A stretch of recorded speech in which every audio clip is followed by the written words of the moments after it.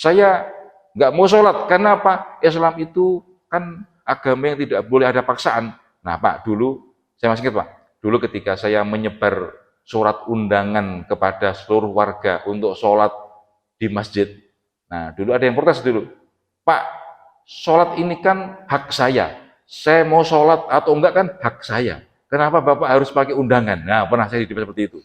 Boleh, silakan, itu hak Anda, saya bilang gitu. Tetapi ingat, nanti kalau Anda mati, ya saya dengan keras seperti itu. Nanti Anda mati, saya sebagai ketua DKM juga punya hak untuk menolak Anda disolatkan di masjid. Kenapa? Saya tidak tahu Anda agamanya apa. Nah, sudah, titik. Sama sekalian, pada pertemuan yang lalu sudah pernah dibahas beberapa aliran atau organisasi di dalam Islam. Dulu sudah pernah membahas tentang Syiah, kemudian Ahmadiyah. Nah, Ahmadiyah ini Bapak-Bapak sekalian, tokohnya siapa kemarin Pak? Mirza Ghulam Ahmad. Nah, Mirza Ghulam Ahmad ini mengaku sebagai nabi, itu pernah ditantang untuk bermubahalah. Bermubahalah itu Pak, saling melaknat. Jadi bersama keluarga, bapak misalnya saling berantem misalnya ini, dengan seorang berbeda pendapat, tidak ada titik temu, bermubahalah. Ajak istrinya, ajak anaknya, cucunya semua, sana juga yang lawannya juga ngajak keluarganya, diajak bertemu, saling melaknat. Kalau sampai ternyata saya bohong, mudah-mudahan saya diadab Allah. Bapak berani nggak coba kayak gitu kira-kira Pak? Takut ya Pak. Nah, Mirza Ghulam Ahmad ini karena mengaku sebagai nabi, waktu itu banyak umat Islam yang tidak setuju, akhirnya diajak sumpah bermubahalah. Nah, qadarullah jamaah sekalian, dalam hitungan tidak begitu lama, Mirza Ghulam Ahmad ini sakit diare, mencret sampai meninggal. Dikisahkan meninggalnya di kamar mandi. Itulah. Itu banyak orang yang meyakini itu korban sumpah dari mubahalah untuk mendatangkan azab dari Allah. Karena apa? Mengaku sebagai seorang nabi. Tidak layak mengaku nabi kok ngakunya nabi, padahal sudah tidak ada nabi lagi setelah Nabi Muhammad Shallallahu Alaihi Wasallam. Nah itu. Kemudian pertemuan yang lalu saya bahas tentang Wahabi atau Salafi jamaah sekalian. Begini, ini bagian dari kita belajar karena tidak selamanya mungkin kita pernah sekolah di sekolah agama, dari pesantren, dari lulusan UIN atau dulu IAIN misalnya. Nah, barangkali ada yang belum tahu, kita belajar tahu jamaah sekalian. Ada aliran namanya, ya bukan aliran, karena tidak ada organisasinya, sehingga ya gerakan Salafi yang ada di awalnya dari Saudi Arabia. Sebenarnya ini bagus menurut saya, cuman ada beberapa yang mungkin perlu didiskusikan lah mungkin itu. Contohnya jamaah sekalian, beberapa hal yang mengganggu saya itu begini Pak, memotong jenggot itu kalau saya baca-baca di dalam kitab-kitab karangan ulama Timur Tengah yang berpaham Salafi itu termasuk minal kabair, termasuk dosa besar. Nah, padahal kita tahu Pak, dosa besar itu contohnya berzina, mabuk, berbuat syirik, durhaka kepada orang tua. Nah, ini nomor 7, memotong jenggot. Nah, apakah iya gitu? Kita tuh kadang, saya sebagai orang awam gitu Pak, apakah iya memotong jenggot termasuk dalam kabair dosa besar? Nah, kalaupun mungkin dosa oke lah atau makruh oke. Nah, ini hal-hal yang seperti ini yang kadang mengganggu atau perlu untuk diperdebatkan, didiskusikan. Tetapi tentu kalaupun yang mendiskusikan tentu bukan kita orang awam, tetapi ya minimal ulama, orang yang paham dengan berbagai keilmuannya gitu, mungkin bisa diperdebatkan jamaah sekalian. Nah, ada lagi jamaah sekalian, di antara gerakan yang kalau ini gerakannya sudah menyimpang. Kalau jamaah sekalian, kalau Syiah itu sependek yang saya ketahui dari MUI belum pernah mengeluarkan fatwa sesat Syiah, belum pernah, kecuali MUI Jawa Timur itu pernah. Nah, Bapak-bapak juga biar tahu ini. Ada buku yang yang menjelaskan tentang sesatnya Syiah dikarang oleh tim MUI, tetapi menurut pengurus MUI, ini MUI bukan kecamatan sini bukan Pak ya, ini MUI Pusat Jakarta Pak ya, itu belum pernah mengeluarkan fatwa sesat kecuali MUI Jawa Timur.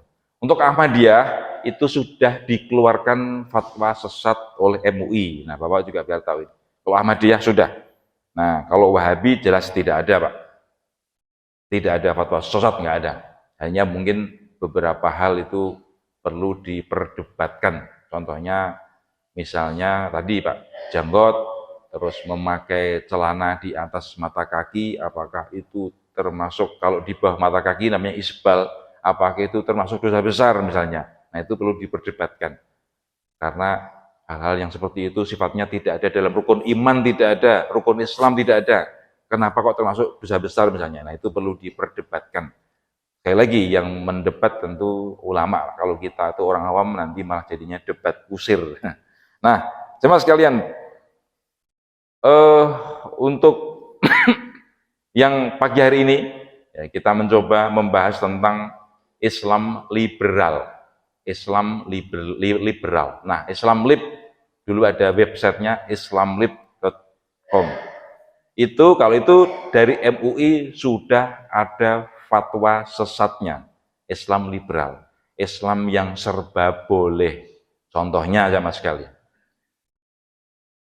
minum minuman keras yang memabukkan, yang muskir bahasa agamanya, itu hukumnya haram. Menurut Islam liberal, tergantung. Kalau di Arab udaranya panas, minum minuman keras, ya haram jelas. Nah, menurut mereka seperti itu. Tapi kalau di Eropa, udaranya dingin, musim salju, minum wine, minum vodka, ya boleh, bukan haram. Nah, contohnya seperti itu, Pak. Jadi menabrak hal-hal yang sudah qat'i. Mau mazhab apapun, yang namanya minuman keras, itu semua sepakat haram. Tetapi oleh Islam liberal ini, hal-hal yang sifatnya itu qat'i, sudah pasti, itu digugat, ditabrak. Itu Pak, contohnya Pak. Cirinya ada 3 Pak, Islam liberal itu. Yang satu berpaham pluralisme, lagi liberalisme, yang terakhir sekularisme. Nah, contohnya seperti itu Pak, itu cirinya. Setiap gerakan itu ada ciri masing-masing. Contohnya kalau Salafi itu gerakannya memurnikan tauhid. Contohnya, kalau jamaah tabligh itu berdakwah, cirinya itu. Kalau NU menghidupkan dakwah Wali Songo misalnya. Kalau Muhammadiyah cirinya itu memberantas TBC. Apa itu TBC? Tahayul, bid'ah, hurufat. Nah, itu slogan Muhammadiyah. Kalau Persis ya menghidupkan sunnah Nabi. Nah, contohnya itu Pak. Jadi masing-masing itu memiliki ciri khosois. Nah, kalau Islam liberal itu cirinya 3. Liberalisme, pluralisme, dan sekularisme.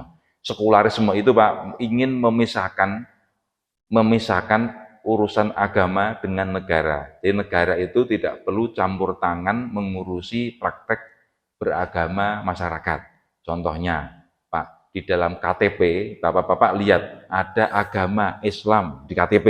Itu nggak boleh kalau menurut mereka. Tidak perlu mencantumkan agama, itu ranah privat. Orang mau agamanya Islam, mau yang lain, nggak beragama, itu hak. Tidak perlu ditulis dalam KTP. Nah itu Pak, itu contoh dari, biar kita lebih mudah untuk mencerna, itu sekularisme, memisahkan urusan privat masing-masing pribadi dengan negara.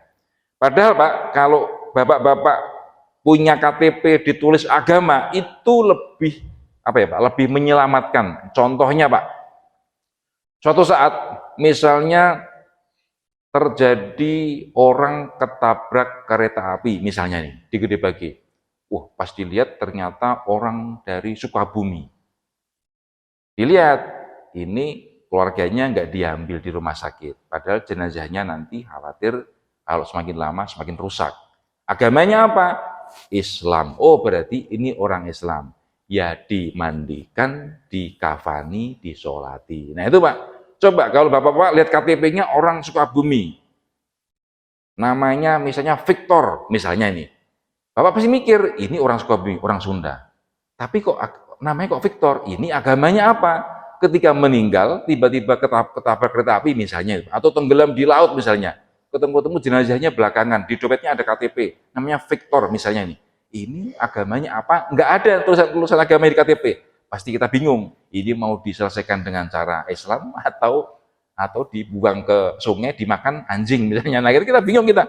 Bagaimana penyelesaiannya ini? Nah, kalau dengan ada tulisan agama di dalam KTP, itu kita yang menemukan jenazahnya akan lebih mudah untuk merawat sesuai dengan keyakinannya. Karena beda Pak, kalau agama lain ketika meninggal itu tidak dimandikan, tidak dikafani, tapi malah dipakaikan jas, dihias pakai bedak. Beda kan Pak? Beda. Kalau kita mandi besar dengan cara dimandikan. Nah, diwudui dulu, dimandikan, dikafani, pakai kain kafan warna putih, disolatkan. Kalau agama lain meninggal tentu kita tidak ada hak untuk menyolatkan, malah dosa kita. Dosa menjalankan agama lain. Nah, itu contohnya Pak. Jadi agama di dalam KTP tercantum itu masih penting. Itu kita makanya tidak setuju dengan adanya program sekularisasi agama. Nanti lama-lama Departemen Agama, dulu namanya sekarang jadi Kementerian Agama, dihapus dari apa ya istilahnya itu, dari kementerian di dalam pemerintahan dihapus. Tidak selayaknya negara itu mengurusi agama. Nah, contohnya Amerika itu nggak ada Department of Religion, nggak ada Pak, hanya di Indonesia saja yang ada. Nah ini Pak, ini contoh yang kita tidak setuju dengan sekularisme. Yang kedua, pluralisme. Cirinya apa cirinya? Cirinya Pak, tidak ada kebenaran yang pasti, yang hak. Nggak boleh. Umat Islam itu mengaku agamanya yang paling benar. Nggak boleh. Karena apa? Itu melanggar prinsip pluralisme. Semua agama itu mungkin benar, atau bisa jadi memang benar mereka. Nanti ketika meninggal mereka semua masuk surga. Gitu Pak. Itu orang yang berpaham pluralisme. Sehingga dulu banyak ditemukan Pak hal-hal yang sifatnya itu sudah pasti ditabrak seperti ini. Jadi contohnya begini Pak, saya membaca buku Pak, ini buku yang dikarang oleh orang-orang liberal, bahwa Tuhan Allah itu punya banyak nama. Kalau di agama lain disebut dengan nama Allah, ada lagi menyebutnya Sang Hyang Widi, ada lagi macam-macam pokoknya. Nah, artinya apa? Satu Tuhan ini sebenarnya namanya berbeda-beda. Padahal Pak, menurut keyakinan kita selaku umat muslim, padahal berbeda. Tuhannya umat Islam dengan Tuhan agama lain itu berbeda Pak. Tuhannya umat Islam itu maha gaib. Tuhan agama lain boleh dibikin patung, boleh digambar, malah punya anak. Beda, kita harus menghormati keyakinan agama lain. Tetapi kalau disamakan, tentu kita tidak setuju. Karena apa? Tuhannya berbeda. Nah, umat Islam harus meyakini agamanya yang paling benar. Orang Hindu, Buddha juga harus meyakini agamanya yang paling benar. Kalau orang, misalnya Pak, orang Buddha misalnya, meyakini bahwa agama Islam itu benar, malah aneh itu malahan. Aneh. Kalau Anda meyakini agama Islam benar, kenapa Anda tidak masuk Islam? Nah, kalau kita umat Islam meyakini agama lain itu juga benar, malah aneh itu. Harusnya kita meyakini Islam yang paling benar, tetapi kita menghormati keyakinan agama lain. Nah, ini Pak, ini paham-paham di antara paham Islam liberal, pluralisme, sekularisme yang tidak kita setujui. Contoh lagi, Bapak-bapak tahu saat ini ada misalnya namanya itu LGBT. Laki-laki bisa menikah dengan laki-laki. Ayam jantan kawinnya dengan ayam jantan. Kambing jantan dengan kambing jantan. Kambing betina dengan kambing betina. Perempuan dengan perempuan. Aneh Pak. Nah tapi inilah saat ini sudah akhir zaman. Dulu di zaman Nabi Lut dikisahkan ada laki-laki itu syahwatnya dengan laki-laki. Nah saat ini ada lagi. Nah Islam liberal berpendapat hal itu boleh gitu. Kenapa? Yang penting tanggung jawab. Gitu misalnya. Yang penting keluarganya nanti sakinah, enggak masalah jenis kelamin nggak masalah. Nah itu aneh Pak, aneh. Yang hal seperti inilah yang ditabrak, sudah menjadi hal yang qat'i tetapi digugat. Nah dulu pernah ada geger Pak, begini, orang datang ke lokalisasi misalnya Pak, misalnya ke Saritem dulu di Bandung kan ada dulu Saritem lokalisasi itu kan mohon maaf, kalau beli perempuan itu zina kan Pak, zina. Nah orang liberal itu berpendapat, ini aneh dulu Pak, asal itunya itu pakai pengaman kondom itu tidak termasuk zina, kan bukan kulit ketemu kulit. Nah gitu Pak, itu menjadi perdebatan. Pokoknya hal-hal yang sudah diyakini salah digugat oleh mereka, mulai minuman keras, mulai pernikahan, semua Pak, semua. Akhirnya dulu ada orang yang sholat itu pakai bahasa Indonesia, dulu dibenarkan juga oleh orang-orang liberal, aneh Pak. Ada orang yang sholatnya menghadap ke timur, dibenarkan juga oleh orang-orang liberal. Pokoknya semua serba boleh, serba benar.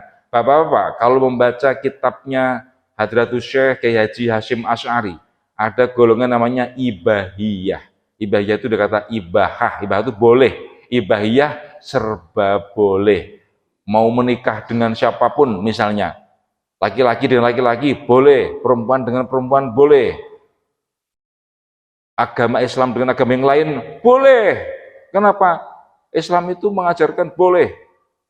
Kemarin bapak-bapak lihat di media sosial medsos, ada orang yang makan daging babi, itu oleh orang liberal dibela, itu hak mereka, ya gitu Pak. Itu hak mereka, kita tidak boleh melarang orang. Nah Pak, kita itu tidak melarang. Orang yang sudah Islam itu ya harus tunduk kepada aturan Islam. Memang Pak ada kaidah di dalam agama, la ikroha fiddin, tidak ada paksaan dalam agama. Maksudnya orang mau beragama Islam itu tidak boleh dipaksa. Anda kalau nggak Islam saya bunuh, nggak boleh seperti itu. Tetapi kalau kita sudah masuk di dalam agama Islam, orang mu'alaf dari agamanya lain masuk ke dalam Islam, itu ya dipaksa untuk wajib sholat, wajib puasa, wajib zakat hartanya kalau sudah mencapai satu nisab misalnya. Seperti itu, tetap harus ada kewajiban namanya.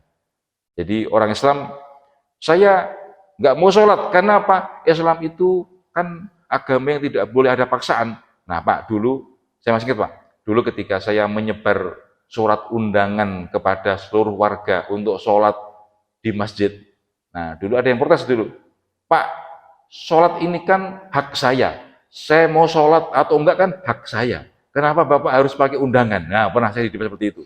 Boleh, silakan, itu hak Anda, saya bilang gitu. Tetapi ingat, nanti kalau Anda mati, ya saya dengan keras seperti itu. Nanti Anda mati, saya sebagai ketua DKM juga punya hak untuk menolak Anda disolatkan di masjid. Kenapa? Saya tidak tahu Anda agamanya apa. Nah, sudah, titik seperti itu. Diem orangnya.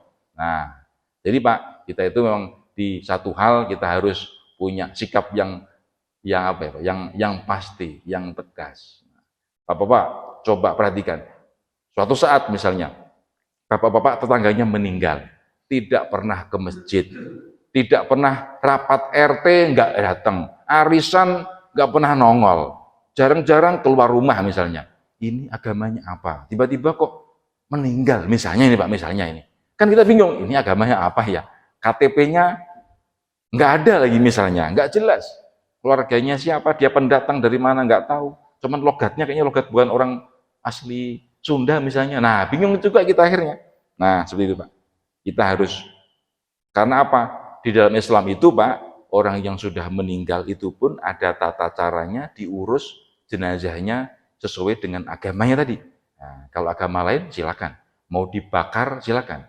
Di dalam Islam itu jangankan dibakar Pak, disakiti saja tidak boleh. Nah, coba sekalian kembali lagi. Jadi Islam liberal ini dulu cukup meresahkan. Bapak-bapak dulu pernah mendengar barangkali ada kamus Islam yang tidak jauh dari masjid kita ini, mau mahasiswanya itu teriak, ada rekamannya Pak, anjing hu akbar. Wah, dulu geger dulu Pak. Kita tahunya itu Allahu Akbar, ini anjing hu akbar. Wah, rame. Kenapa? Ya mereka itu berpendapat bahwa ini bukan kalimat sakral. Al-Quran itu ya boleh diinjak, boleh diawak, itu kan hanya kertas biasa. Nah gitu Pak. Padahal Kalau kita meyakini itu walaupun kertas biasa, tapi isinya kalamullah, harus kita hargai. Bapak sekalian, mohon maaf ini Pak, saya itu kadang suka memindah Quran yang ada di bawah itu saya pindah ke atas. Karena apa? Dalam adab agama Pak, itu Quran itu jangan ditaruh di bawah. Bapak-bapak kalau punya lemari isinya buku-buku, itu ada Al-Quran, itu tolong taruhnya di atas, paling atas sendiri itu Al-Quran. Bapak-bapak kalau senang kajian tafsir Al-Quran itu di paling atas, jangan ditaruh di bawah. Itu bagian dari adab. Walaupun tidak ada dalilnya, tapi itu bagian dari adab kita umat Islam. Nah, lagi orang-orang liberal ini menganggap Quran kita itu ya hanya kertas biasa, yang boleh diinjak, boleh disobek, boleh dibakar, boleh diapa-apakan. Nah, itu namanya, kalau kita mungkin melecehkan. Nah, mereka nggak ada pelecehan dalam agama itu. Nah, jadi mereka mengaku beragama Islam, tetapi sejatinya mereka itu merusak Islam. Memakai kerudung misalnya Pak, perempuan. Kerudung itu tidak wajib. Kerudung itu budaya Arab. Nah, aneh juga itu. Akhirnya orang itu disuruh memakai baju sebebas-bebasnya. Nah, dulu sempat menjadi ramai, mereka memiliki website, orang-orangnya sekarang juga yang aktif juga masih hidup, jemaah sekalian.